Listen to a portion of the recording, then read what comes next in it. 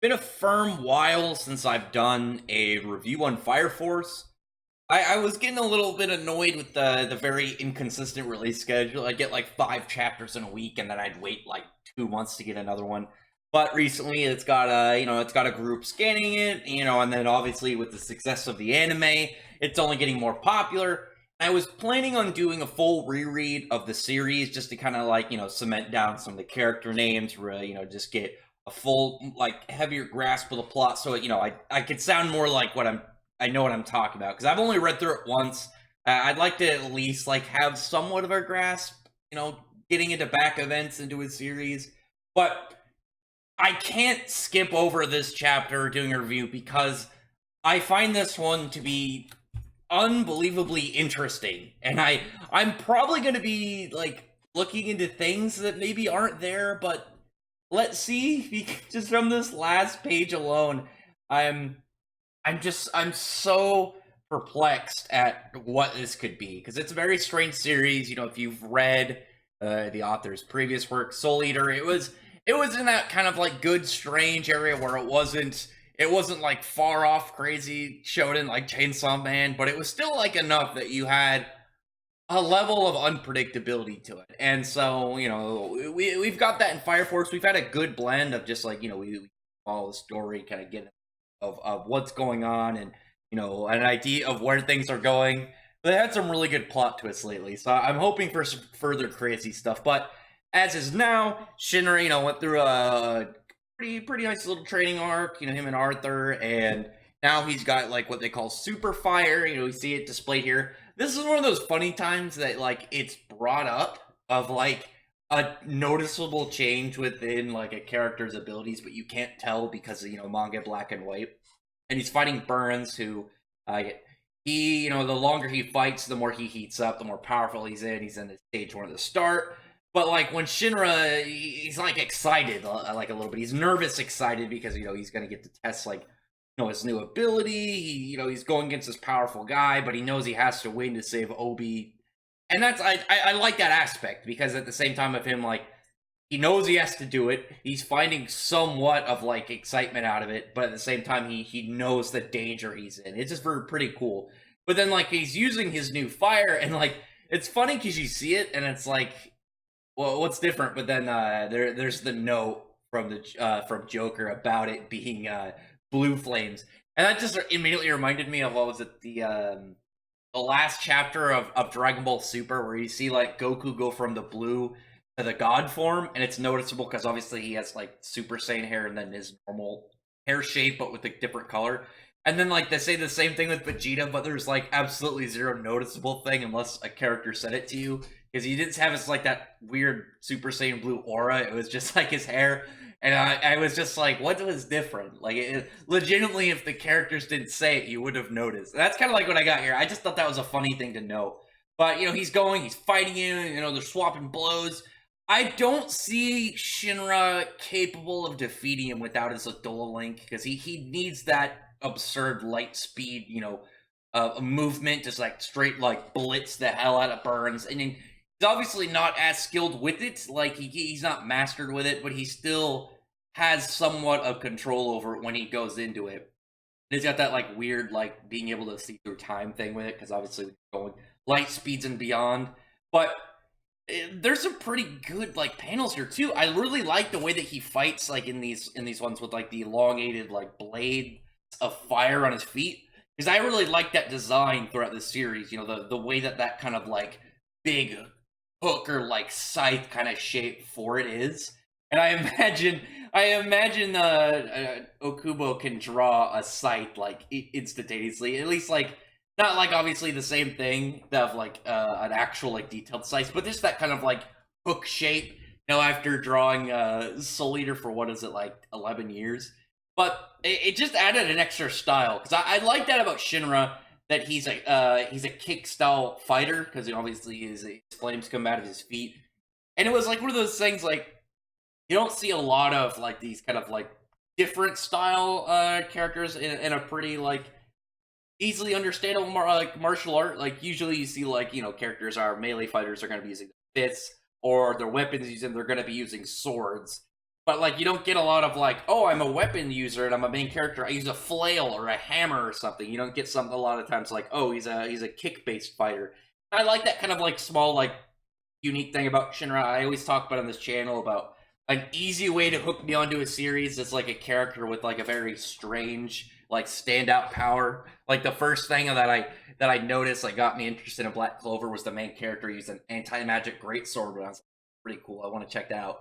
I know someone's gonna be like mentioned like, you know, Natsu uses like he's a melee fire user, but as I've said before, fire is like been my favorite element as long as I can remember. But that wasn't my thing to get into Fire Force. Like I like the author, I like the theme, and I thought Shinra was cool. But anyway, he's like fighting him, they're going at it, and Burns is starting to get not like he's not in a dire situation, but you can tell now he's like putting an effort towards before he was just like, you guys are nothing to me. I'm just gonna keep deflecting and just blocking your attacks, and you know, you guys are just gonna be getting, you know, more annoying, and then I'm gonna just take you out and go about my business. And he's starting to get pushed a little bit, but when that happened, and I love that throughout the chapter that Shinra had that kind of layer over his face with the, you know, the, is it kanji? I can't tell with Japanese like the writing because there's a couple different forms, but I know kanji and romanji, I think how it's pronounced. I know those are things, but anyway, he's got, what is it, pressure of death? I think they actually say it in the chapter, whatever. But they have that in there, so you throughout it you still know that he has this mindset like continuous on of like he fully is grasping the severity of the fight he's in. And I've always really liked the author's way of depicting some of the characters like facial expressions. Like there's a lot of really weird stuff. Was it like it was like chapter 90s, I think, when Shinra's being controlled and he was like pretty much drawn in a different art style for a little bit. It was very, very cool, very standout. But like right when they're starting to kind of like get some ground, Burns just goes into his stage 2. He's clearly much more powerful. I'm curious to know the extent to his strength, because like, is there a theme to stage? I'd have to look. I feel like it's probably something easy, like a stage 2, like a type of fire or something, or like maybe what the Japanese classify fires. I feel like it if I looked it up, it'd be really easy. It'd be super simplistic. I know different types of fires. Like, you know, you got, like, ones that burn off of stuff that produces ash, like paper and whatnot, wood. You have, like, ones that are electrical. You have ones that are self-oxidizing that burn off metals and shit, like magnesium. But I don't know if I actually know of, like, the level of severity of a fire, what it's great. Maybe that is it, and it will say kind of like, oh, maybe there's 4 levels or something. But then you see kind of, like, the members, and they're kind of just, like, rallying together, getting ready to raid the prison. That was a cool part. I just like seeing Tamaki. I like her character. She just, I was very appreciative that she graduated from just being fan service to also being really cool, because she was an interesting character and she was comedic. I always thought like her fan service was more funny than, you know, just like eroticism.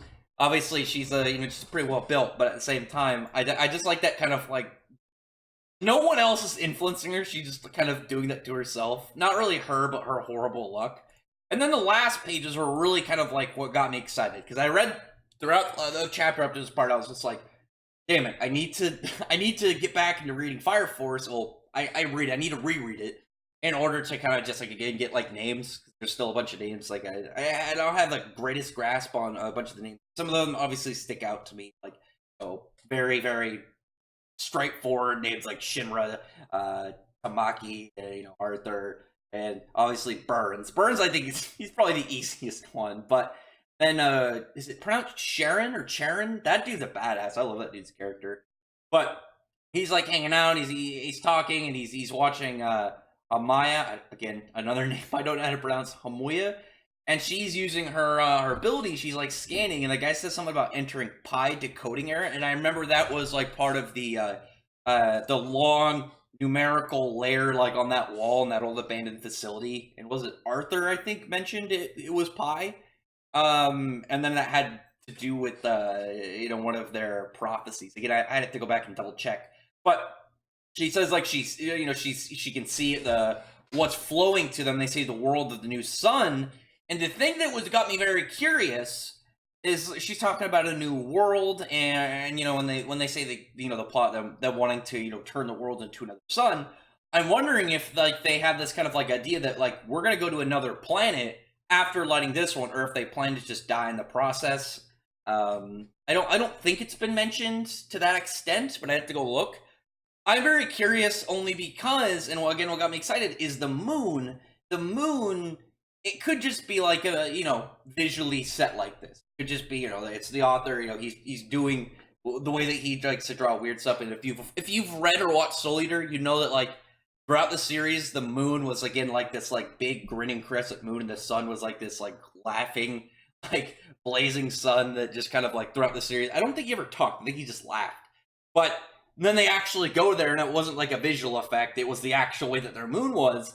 And so in my mind, again, this could just be me overthinking. What if they're like, okay, we're going to go to a different planet after we set this one on fire and turn it to another sun. So, we're going to go to this one. Maybe she's looking for another inhabitable planet. What if, again, this is a what if they go to the Soul Eater planet, and then like this series cross, and then you bring in all the characters from Soul Eater into Fire Force? I think that would be such a neat concept to do. And I really like the idea because one thing I have mentioned before is a lot of these big series, like, they've been doing kind of like continuations. Like a lot of manga, you kind of get it like, for the most part, confined. Like a lot of the authors seem to kind of like, pack it in, maybe start a new work that doesn't have anything to do with their previous one. And then, we'll get, like, continuations and stuff. You'll get, like, Dragon Ball Super, Boruto, Fairy Tail 100 Years Quest, UQ Holder. You'll get something just to kind of be, like, a further progress of the story, while either being, like, under, like, different characters, a different artist, different author, something differentiating from it. But I like this idea of these authors slowly turning their works into, like, a collective universe. I think that'd be pretty neat. Hiroshima has it possibly with like his like he's already got like they had developed in Fairy Tail like with Edelus like the technology to be able to transverse into alternate universes. Like Yu-Gi-Oh is already about to get on part 7. 1 through 3 of those were all connected universe. It'd be cool to see them kind of all meet up and see all the characters kind of interact. And that's what I want to see with this. I think this would be so cool if that happened. Again, this is completely a speculation, purely based off of a very lightly kind of crafted theory, and then, tinfoil hatted together and, like, confined within just this one panel. Again, it could just be the author, he wanted to draw that mood again. But I think it's a fun idea, and it would be fun to speculate, especially in the anime.